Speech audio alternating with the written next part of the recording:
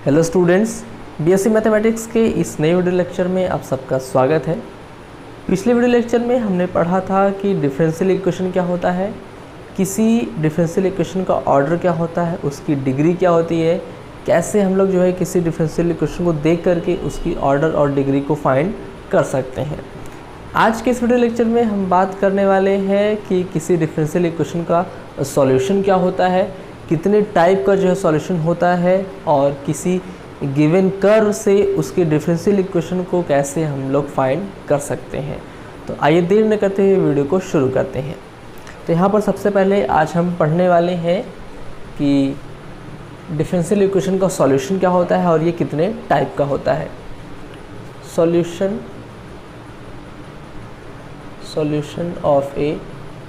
Differential equation.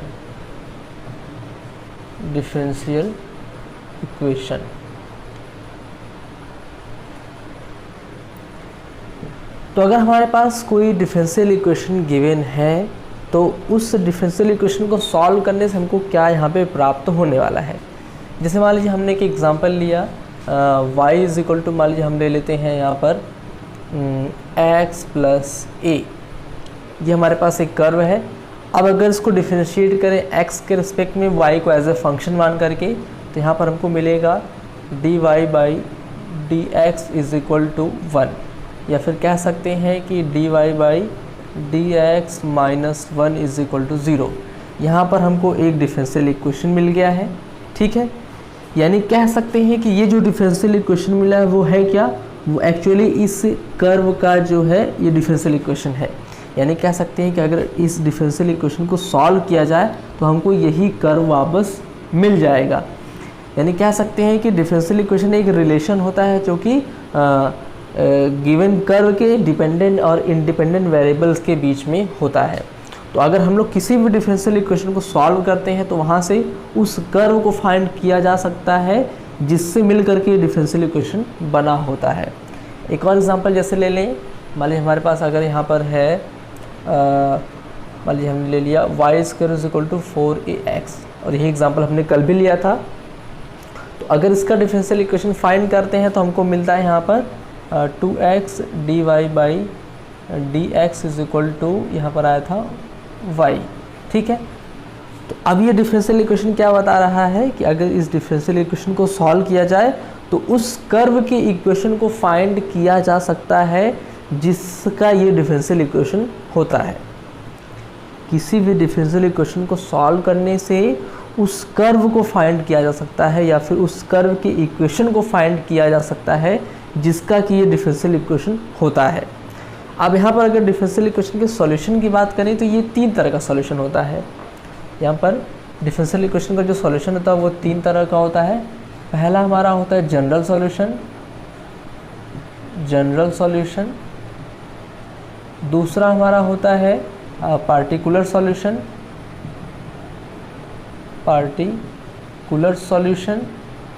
और तीसरा हमारा होता है singular solution.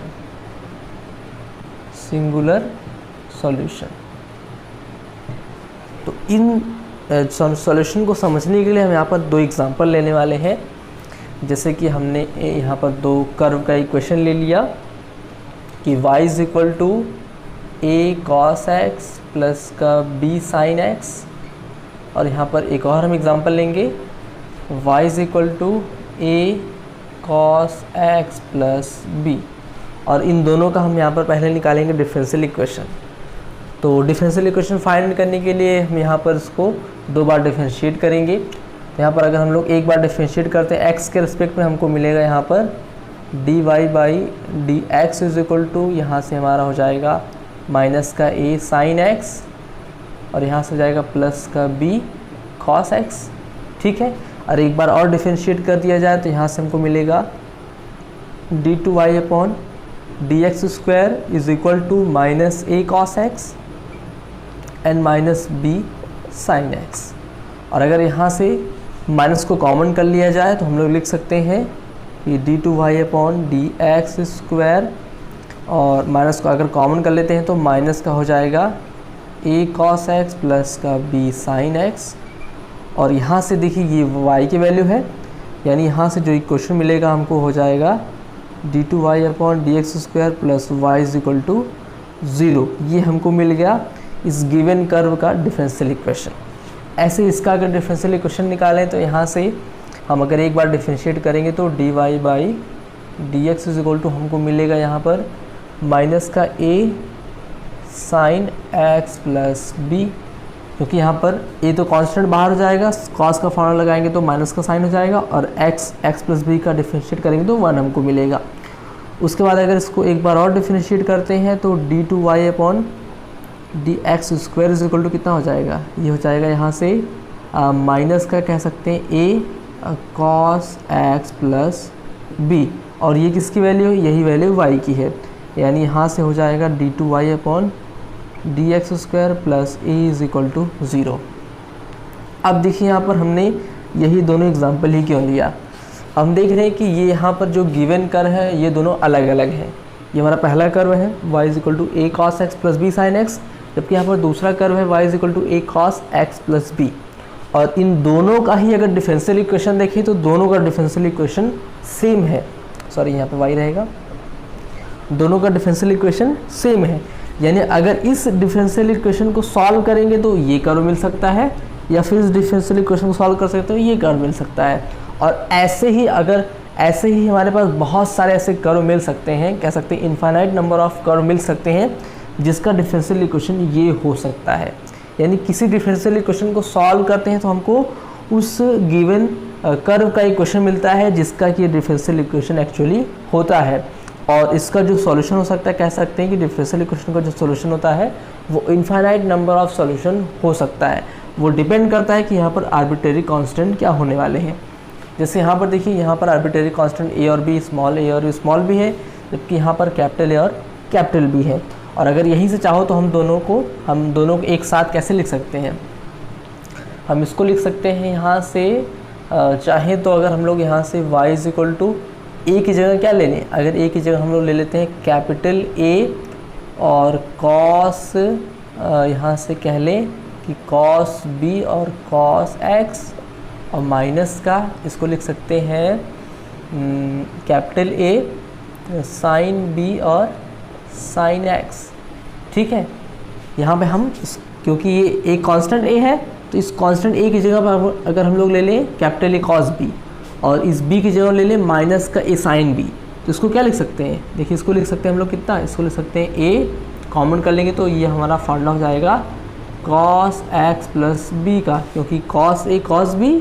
Minus sine b, यानी cos x प्लस b। तो इन दोनों में डिफरेंट क्या है, इन दोनों में डिफरेंस कह सकते हैं ये है कि यहाँ पर जो आर्बिट्रेरी कांस्टेंट लिए गए उसकी वैल्यू अलग अलग है। तो आर्बिट्रेरी कांस्टेंट पर डिपेंड करता है कि किसी डिफरेंशियल इक्वेशन का सॉल्यूशन क्या हो सकता है। यानी किसी भी डिफरेंशियल इक्वेशन को अगर हम सॉल्व करेंगे तो वहाँ से हमको इन्फिनिटी नंबर ऑफ सॉल्यूशन मिल सकते हैं, और वही कहलाता है इसका जनरल सॉल्यूशन। यानी इस डिफरेंशियल इक्वेशन का जनरल सॉल्यूशन ये भी हो सकता है, और इसी डिफरेंशियल इक्वेशन का जनरल सॉल्यूशन ये भी हो सकता है। तो किसी भी डिफरेंशियल इक्वेशन का जनरल सॉल्यूशन जो होता है उसमें कह सकते हैं उतने ही आर्बिट्रेरी कांस्टेंट होते हैं, किसी डिफरेंशियल इक्वेशन के जनरल सॉल्यूशन में उतने ही आर्बिट्रेरी कांस्टेंट होते हैं जितने कि उसका हाईएस्ट पावर डेरिवेटिव होता है। जैसे यहाँ पर इस डिफरेंशियल इक्वेशन में मैक्सिमम कितनी बार डिफरेंशिएट किया गया, 2 बार, यानी इसका जो भी सॉल्यूशन होगा, जो भी गिवन कर्व होगा उसमें 2 आर्बिट्रेरी कांस्टेंट जरूर प्रेजेंट होंगे। जैसे कि ये इसमें देखिए यहाँ पर कैपिटल A और capital B 2 arbitrary constant present है, जबकि यहाँ पर भी देखेंगे कि यहाँ पर हाईएस्ट ऑर्डर डेरिवेटिव ट्रू है, यानी यहाँ पर भी जो सॉल्यूशन में हमारा जो कांस्टेंट है 2 आर्बिट्रेरी कांस्टेंट A और B है। तो जनरल सॉल्यूशन हम लोग उसे कह सकते हैं कि किसी डिफरेंशियल इक्वेशन को सॉल्व करने पर जो गिवन कर्व का इक्वेशन मिल जाए और उसमें कह सकते हैं कि जितना इसका हाईएस्ट पावर डेरिवेटिव हो उतने ही उसमें कांस्टेंट प्रेजेंट हो, तो वही उसका जनरल सॉल्यूशन कहलाता है। और डिफरेंशियल और ये इसको कैसे सॉल्व किया जाता है वो हम आगे के आने वाले चैप्टर में पढ़ने वाले हैं। तो किसी भी कह सकते हैं डिफरेंशियल इक्वेशन का जो जनरल सॉल्यूशन होता है उसकी पहचान ये होती है कि हमारा जो हाईएस्ट पावर डेरिवेटिव होगा उसका जो सॉल्यूशन निकालेंगे उस सॉल्यूशन में उतने ही आर्बिट्रेरी कांस्टेंट प्रेजेंट होने चाहिए। अब आइए देख लेते हैं पार्टिकुलर सॉल्यूशन क्या होता है। तो अगर हम लोग पार्टिकुलर सॉल्यूशन की बात करें तो पार्टिकुलर सॉल्यूशन में कह सकते हैं कि अगर यहाँ पर यही कांस्टेंट की वैल्यू क्या ले ली जाए, जैसे इस डिफरेंशियल इक्वेशन का सॉल्यूशन ये मिल गया, इस डिफरेंशियल इक्वेशन का सॉल्यूशन ये मिल गया, तो यहाँ अगर यहाँ पर ए और बी की कोई पार्टिकुलर वैल्यूज़ ले ली जाए, ए और बी की अगर कोई पार्टिकुलर वैल्यू ले ले तो उस पार्टिकुलर वैल्यू पर कह सकते हैं कि ये क्या होता है, इस डिफरेंशियल इक्वेशन का ये सॉल्यूशन होता है, और उसको हम लोग कहते हैं पार्टिकुलर सॉल्यूशन। दोनों में डिफरेंस क्या है कि जनरल सॉल्यूशन जो हमारा होता है, जनरल सॉल्यूशन में उतने ही कह सकते हैं कि आर्बिट्रेरी कांस्टेंट प्रेजेंट होते हैं, जबकि पार्टिकुलर सॉल्यूशन में आर्बिट्रेरी कांस्टेंट की जगह पर उसकी कुछ पार्टिकुलर वैल्यू होती है। बस ये होता है पार्टिकुलर सॉल्यूशन और जनरल सॉल्यूशन में डिफरेंस। और तीसरा हमारा होता है सिंगुलर सॉल्यूशन। तो सिंगुलर सॉल्यूशन देखिए कैसे कह सकते हैं, जैसे कि हमने अब यहाँ पे ये दोनों डिफरेंशियल इक्वेशन सेम है, इस डिफरेंशियल इक्वेशन को सॉल्व करें तो ये कर्व मिल सकता है और ये कर्व मिल सकता है, और ऐसे ही बहुत सारे कर्व मिल सकते हैं। तो यहाँ पर ये जो सॉल्यूशन होगा वो जनरल सॉल्यूशन कहलाएगा। तो अगर किसी डिफरेंशियल इक्वेशन को सॉल्व करने से केवल एक ही अगर सॉल्यूशन मिलता हो, जैसे यहाँ पर इसको सॉल्व करने पर दो अलग अलग कह सकते हैं सॉल्यूशन मिल रहा है, जबकि कोई ऐसा डिफरेंशियल इक्वेशन हो जिसको सॉल्व करने पर हमको एक ही कह सकते हैं गिवन कर्व मिलता हो, तो उस सॉल्यूशन को कहते हैं हम लोग सिंगुलर सॉल्यूशन। और सिंगुलर सॉल्यूशन को निकालने का एक अलग ही मेथड होता है जिसको हम आगे आने वाले चैप्टर में पढ़ने वाले हैं। तो सिंगुलर सॉल्यूशन को हम लोग कह सकते हैं कि इसको हम लोग जनरल सॉल्यूशन से फाइंड नहीं कर सकते हैं। सिंगुलर सॉल्यूशन फाइंड करने के लिए एक स्पेशल फार्मूला होता है जिसको हम आगे आने चैप्टर में पढ़ने वाले हैं। सिंगुलर सॉल्यूशन की पहचान ये होती है कि उसमें कोई भी आर्बिट्रेरी कांस्टेंट प्रेजेंट नहीं होता है, क्योंकि अगर आर्बिट्रेरी कांस्टेंट प्रेजेंट होगा तो उसकी अलग अलग वैल्यू मिलेगी तो सॉल्यूशन कई सारा हो सकता है, लेकिन सिंगुलर सॉल्यूशन केवल एक ही सॉल्यूशन होता है। किसी डिफरेंशियल इक्वेशन का जो सॉल्यूशन है अगर वो उसमें कोई भी आर्बिट्रेरी कांस्टेंट प्रेजेंट नहीं है, उसका जो सॉल्यूशन अगर वो सिंगल है, तो ऐसे टाइप के सॉल्यूशन को हम लोग कहते हैं सिंगुलर सॉल्यूशन। तो आई होप आपको जनरल सॉल्यूशन क्या होता है, पार्टिकुलर सॉल्यूशन क्या होता है और सिंगुलर सॉल्यूशन क्या होता है इसका जो है क्लियर हो गया होगा। आइए इन तीनों की डिफिनीशन लिख लेते हैं कि क्या होती है इन तीनों की डिफिनीशन। तो हमने डिफिनीशन लिख दिया है, आप लोग डिफिनीशन देख लीजिए कि जनरल सॉल्यूशन की डिफिनीशन क्या होती है। The general solution of A differential equation is that in which the number of arbitrary constant in the solution is equal as the order of differential equation. The general solution of a differential equation, किसी differential equation का जो general solution होता है is that in which, जिसमें कि the number of arbitrary constant in the solution में जो number of arbitrary constant होते हैं is equal, वो बराबर होने चाहिए as the order of differential equation, जितना कि डिफरेंशियल इक्वेशन का ऑर्डर हो। तो इससे हम लोग पहचानते हैं कि वो उसका क्या होगा, जनरल सॉल्यूशन होगा। कि किसी डिफरेंशियल इक्वेशन में जितना उसका ऑर्डर रहता है, जितना उसका हाईएस्ट डेरिवेटिव रहता है, उतने ही आर्बिट्रेरी कांस्टेंट उसमें प्रेजेंट होने चाहिए। तो ऐसे सॉल्यूशन को हम लोग कहते हैं जनरल सॉल्यूशन। पार्टिकुलर सॉल्यूशन देखिए यहाँ पर, if the solution of differential equation is obtained by giving the particular values to the arbitrary constant, अगर arbitrary constant को कोई particular values दी जाए तो इस टाइप के solution को हम लोग कहते हैं particular solution। और ये भी जनरल सॉल्यूशन से ही फाइंड होता है, क्योंकि जनरल सॉल्यूशन में ही आर्बिट्रेरी कांस्टेंट को कोई पार्टिकुलर वैल्यू दे देंगे तो वहाँ पर जो सॉल्यूशन होगा वो पार्टिकुलर सॉल्यूशन हो जाएगा। जबकि सिंगुलर सॉल्यूशन क्या होता है कि ए solution which can not be obtained from general solution, ऐसा सॉल्यूशन जिससे हम लोग जनरल सॉल्यूशन से ऑब्टेन न कर सकें और जिसमें कोई भी आर्बिट्रेरी कांस्टेंट प्रेजेंट नहीं होता है, ऐसे सॉल्यूशन को हम लोग कहते हैं सिंगुलर सॉल्यूशन। और एक स्पेशल टाइप का सॉल्यूशन होता है, इसको हम लोग आगे आने वाले चैप्टर में पढ़ने वाले हैं। अब आइए देख लेते हैं कि कैसे हम लोग जो है किसी कर्व से उसके डिफरेंशियल इक्वेशन को फाइंड कर सकते हैं। अभी तक हमने क्या देखा, अभी तक हमने ये देखा कि डिफरेंशियल इक्वेशन क्या होता है, उसकी डिग्री क्या होती है, उसका ऑर्डर क्या होता है, और किसी डिफरेंशियल इक्वेशन को सॉल्व करते हैं तो वहाँ से हमको क्या क्या चीज़ें मिलती हैं। तो इतनी चीज़ें अभी हमने देखी। अब इस चैप्टर में हमको पढ़ना है कि अगर कोई गिवन कर्व है तो उस कर्व से उसका डिफरेंशियल इक्वेशन कैसे फाइंड कर सकते हैं। और उसके बाद का जो आने वाला लेक्चर होगा उसमें हम पढ़ेंगे कि अगर कोई गिवन डिफरेंशियल इक्वेशन है तो कैसे उसका जो है कर्व फाइंड किया जा सकता है। यानी यहाँ पर हमको पढ़ना क्या है एक्चुअली, आप लोग यहाँ से देख लीजिए कि इस चैप्टर में हम पढ़ेंगे कि हमारे पास गिवन कर्व होगा, कर्व का इक्वेशन दिया होगा, कह सकते हैं इक्वेशन ऑफ कर्व हमारे पास होगा, और इससे हमको निकालना होगा उस कर्व का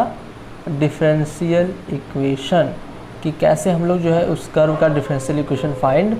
कर सकते हैं। ठीक है, तो अगर हमारे पास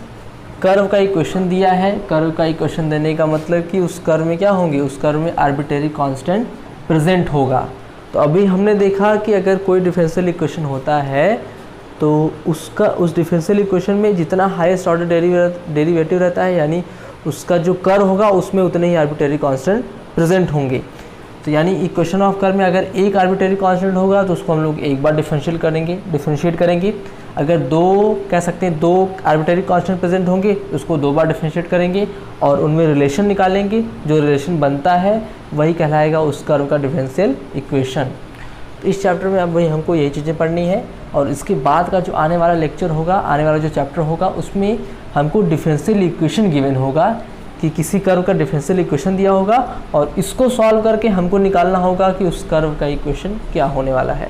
तो इस जो है टॉपिक से रिलेटेड हमको कई सारे जो है चैप्टर मिलने वाले हैं। या अगर differential equation first order first degree का हो,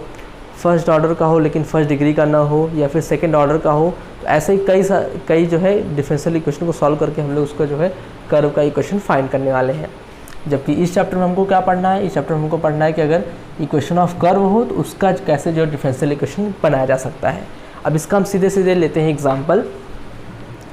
और एग्जाम्पल को सॉल्व करके देखते हैं कि कैसे हम लोग जो है किसी कर्व से उसका डिफरेंशियल इक्वेशन फाइंड कर सकते हैं। तो यहाँ पर एग्जाम्पल हमारे पास है, हम यहाँ पर ले लेते हैं छोटा सा एग्जाम्पल, जैसे कि y is equal to number 1, y is equal to a log x plus b, जहाँ पर a और b क्या है, आर्बिट्रेरी कांस्टेंट है। अब ये एक कह सकते हैं कर्व दिया हुआ है और इसका हमको फाइंड करना है डिफरेंशियल इक्वेशन। तो यहाँ पर हम देख रहे हैं कि हमारे पास जो गिवन कर्व है उसमें दो आर्बिट्रेरी कांस्टेंट a और b है, यानी इसका जो डिफरेंशियल इक्वेशन बनाना है, तो डिफरेंशियल इक्वेशन बनाने के लिए इसको हमको दो बार डिफरेंशिएट करना पड़ेगा, क्योंकि इसमें दो आर्बिट्रेरी कांस्टेंट प्रेजेंट हैं। तो एक बार डिफरेंशिएट करेंगे तो यहाँ से हमको मिल जाएगा dy by d x is equal to, अब a का डिफरेंशिएट करेंगे तो ये तो कांस्टेंट है, और log x का हो जाएगा 1/x प्लस यहाँ पे b का हो जाएगा 0। ठीक है, इसको हम लोग बना लेते हैं इक्वेशन 1 और इसको इक्वेशन 2, और इसको एक बार और डिफरेंशिएट करेंगे तो यहाँ से मिल जाएगा d2y upon d x square, और इज इक्वल टू यहाँ से इसको अगर हम लोग सॉल्व करेंगे तो यहाँ से हमको मिल जाएगा, कह सकते हैं कि 1/x का डिफरेंशिएट करेंगे कितना होगा, हो जाएगा माइनस का a अपॉन एक्स स्क्वायर, क्योंकि 1/x का डिफरेंशियल होगा माइनस 1/x स्क्वायर, और ये इक्वेशन 3। अब इसी इक्वेशन 1, 2 और 3 को लेकर के एक रिलेशन बनाना है जिसमें आर्बिट्रेरी कांस्टेंट ना आए, वो एलिमिनेट हो जाए। तो यहाँ से देखिए ज़रा कि यहाँ से अगर हम लोग a की वैल्यू निकालें तो कितना मिलेगा हमको, या फिर हम लोग चाहे तो इक्वेशन 3 को देखिए ऐसे लिख सकते हैं, इक्वेशन 3 को लिख सकते हैं d2y upon d x square is equal to, और यहाँ से इसको हम लोग 1/x को माइनस 1/x को अलग कर लें, और ये हो जाए कितना, इसको लिख सकते हैं a/x, और इसी a/x की जगह पे अगर इक्वेशन 2 से इसको क्या लिख सकते हैं dy/dx, तो यहाँ से आर्बिट्रेरी कांस्टेंट हट जाएगा, यानी यहाँ पे d2y upon d x square is equal to कितना हो जाएगा, माइनस का 1/x, और इसको लिख सकते हैं dy/dx। तो यहाँ पे ये क्या मिल गया, ये हमको मिल गया d2y upon d x square plus का 1/x dy/dx is equal to 0। तो ये हमको मिल गया इस गिवन कर्व का डिफरेंशियल इक्वेशन। तो डिफरेंशियल इक्वेशन में कह सकते हैं कि आर्बिट्रेरी कांस्टेंट प्रेजेंट नहीं होना चाहिए। और कैसे हम लोग पता करेंगे कि उसका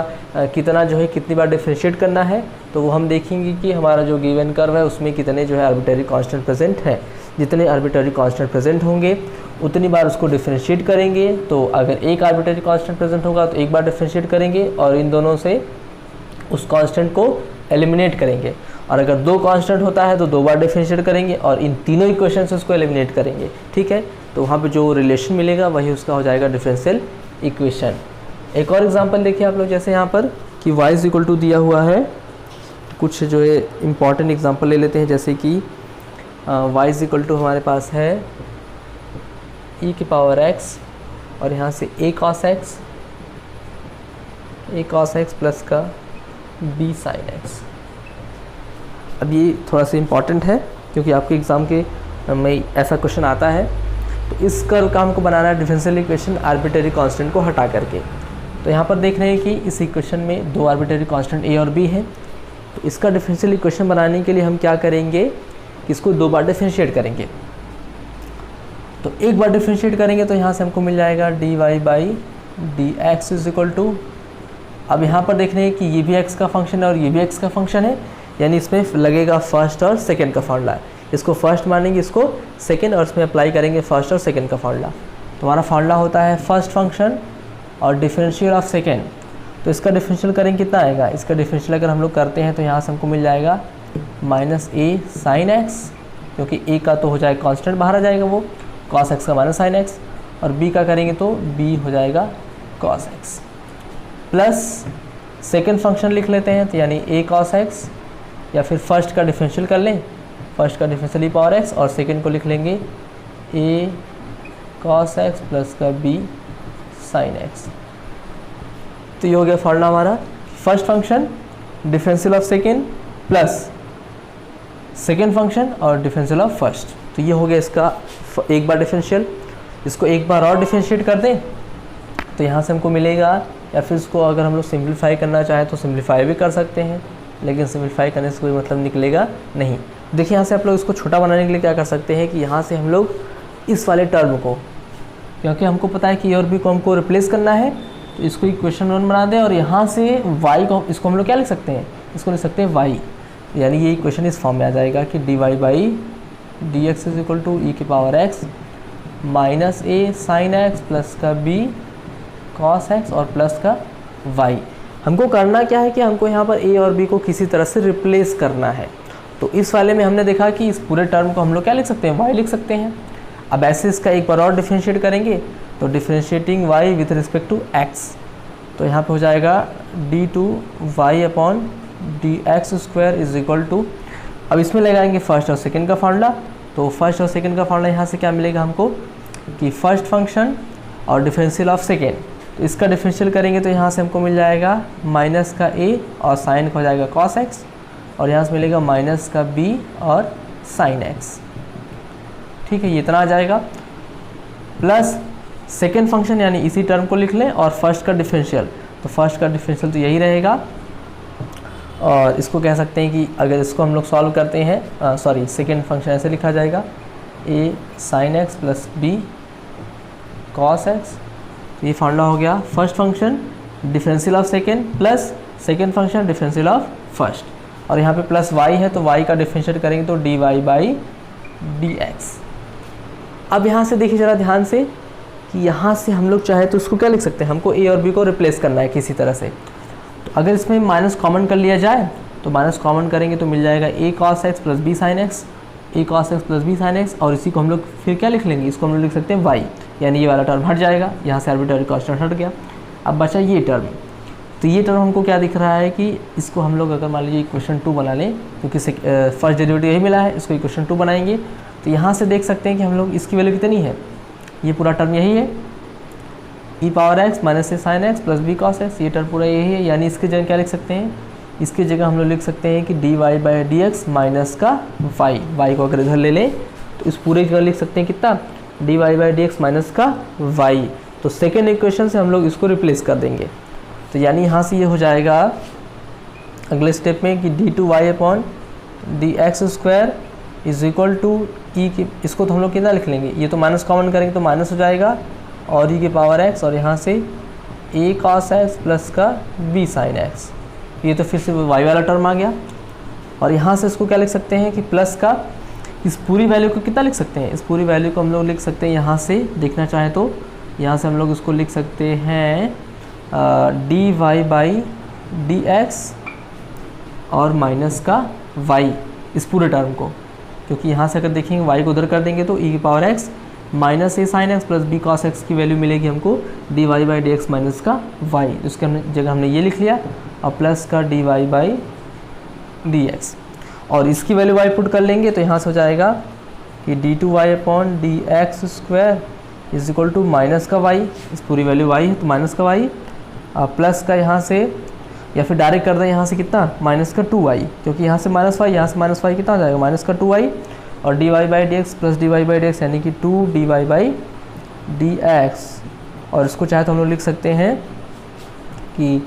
D two y upon d x square minus का 2 d y by d x और plus 2y is equal to 0। तो ये हमको मिल गया इस कर्व का डिफरेंशियल इक्वेशन, और इस डिफरेंशियल इक्वेशन में देख रहे हैं कि कितना हाईएस्ट डेरिवेटिव है, हाईएस्ट डेरिवेटिव 2 है, क्योंकि यहाँ पर दो आर्बिट्रेरी कांस्टेंट a और b प्रेजेंट थे। तो इस तरह से हम लोग किसी भी गिवन कर्व का फाइंड कर सकते हैं डिफरेंशियल इक्वेशन। अब ऐसे ही एक और एग्जांपल ले लें, और उस एग्जांपल से भी जो हम लोग देख लेंगे कि कैसे हम लोग जो इसका डिफरेंशियल इक्वेशन बना सकते हैं।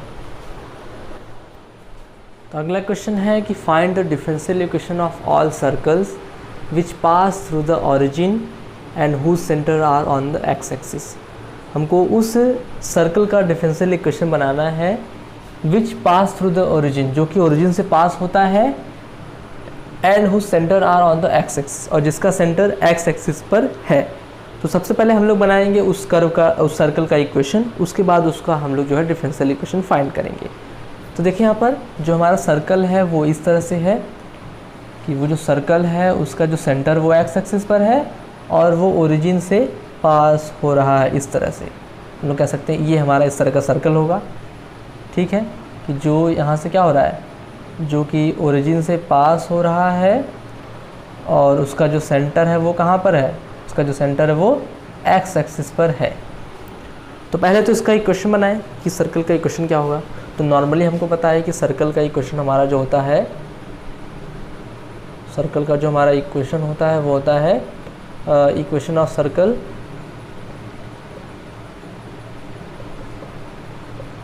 सर्कल का इक्वेशन हमारा होता है कि x माइनस ए का होल स्क्वायर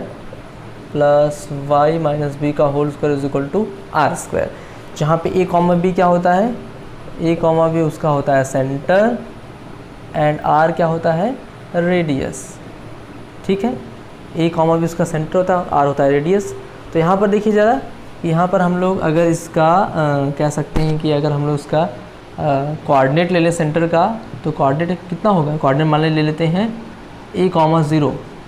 क्योंकि x एक्सिस पर लिए तो y की वैल्यू तो 0 होगी, तो और ये डिस्टेंस मान लेते हैं हम लोग a है, तो ये हो जाएगा a कॉमा 0, और इसका रेडियस कितना हो जाएगा, रेडियस भी हमारा हो जाएगा a, यानी इसका जो सेंटर होगा वो हो जाएगा a कॉमा 0 और रेडियस हो जाएगा a। तो इक्वेशन ऑफ सर्कल क्या हो जाएगा, तो इक्वेशन ऑफ सर्कल हो जाएगा कि x माइनस, अब a कॉमा 0 है तो a की जगह पे a ही रहेगा, यानी x माइनस ए का होल स्क्वायर, प्लस यहाँ पे y माइनस बी, ये b की जगह क्या हो जाएगा, b की जगह हो जाएगा 0, यानी y माइनस 0 का स्क्वायर, और इज इक्वल टू रेडियस कितना है, रेडियस पे a ही रहेगा, यानी a स्क्वायर। यानी जो इक्वेशन ऑफ सर्कल हमको मिल गया वो क्या हो गया, वो हो गया एक्स स्क्वायर प्लस का a स्क्वायर और माइनस का 2ax plus y square is equal to a square. और चाहे तो यहाँ से अगर हम लोग, आई होप आपको नीचे दिखाई दे रहा होगा, जी हाँ, यहाँ से हम लोग चाहे तो a स्क्वायर और a स्क्वायर को कैंसिल कर दें, तो यहाँ से हमको मिल जाएगा एक्स स्क्वायर माइनस का 2ax plus y square is equal to 0। अब ये तो हमको मिल गया यहाँ पर वो इक्वेशन ऑफ सर्कल। अब इसको हमको निकालना है डिफरेंशियल इक्वेशन। तो यहाँ पर हमको देख रहा है कि एक ही आर्बिट्रेरी कांस्टेंट a है, यानी इसको हमको एक ही बार डिफरेंशियल करना पड़ेगा।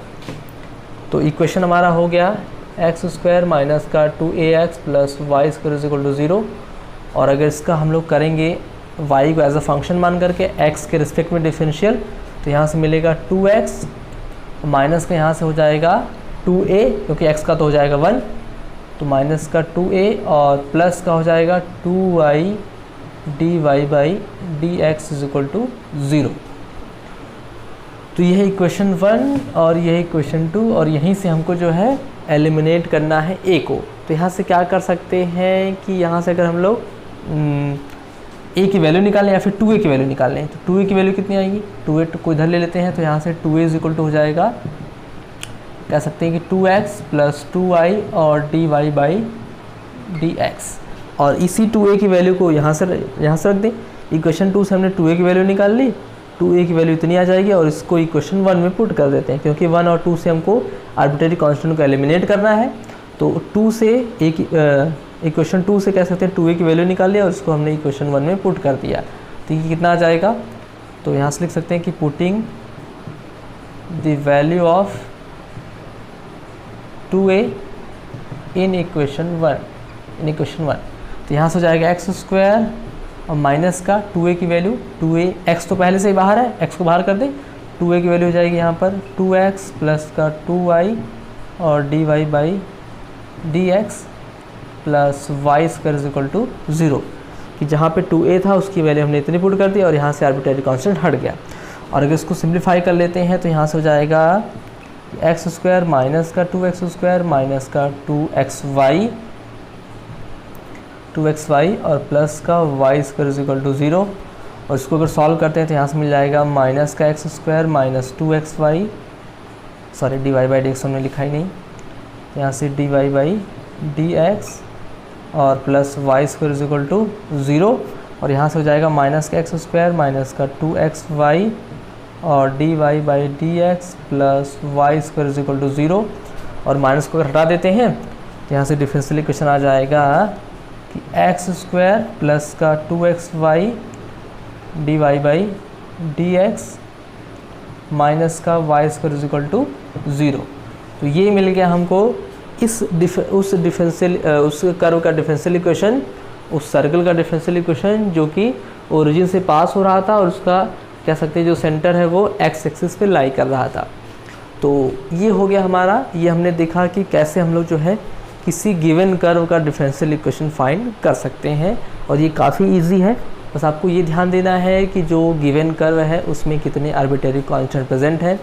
जितने आर्बिट्रेरी कांस्टेंट प्रेजेंट होंगे उतना ही कह सकते हैं उतनी बार हम उसको डिफरेंशिएट करेंगे और उन सभी इक्वेशन में कह सकते हैं रिलेशन निकालेंगे। तो जो रिलेशन हमको फाइंड होगा, या फिर कह सकते हैं कि आर्बिट्रेरी कांस्टेंट को एलिमिनेट करेंगे, तो एलिमिनेट करने के बाद जो हमको रिलेशन फाइंड होगा वही कहलाता है उस कर्व का डिफरेंशियल इक्वेशन। तो यहाँ पर ये हमने देखा कि कैसे हम किसी कर्व से उसके डिफरेंशियल इक्वेशन को फाइंड कर सकते हैं। तो आई होप ये वीडियो लेक्चर आपको अच्छी तरह से क्लियर हो गया होगा। अब आगे आने वाला जो वीडियो लेक्चर है उसमें हम पढ़ने वाले हैं कि कैसे हम लोग जो है किसी डिफरेंशियल इक्वेशन को सॉल्व करके उसके कर्व को फाइंड कर सकते हैं। तो मिलते हैं नेक्स्ट वीडियो में।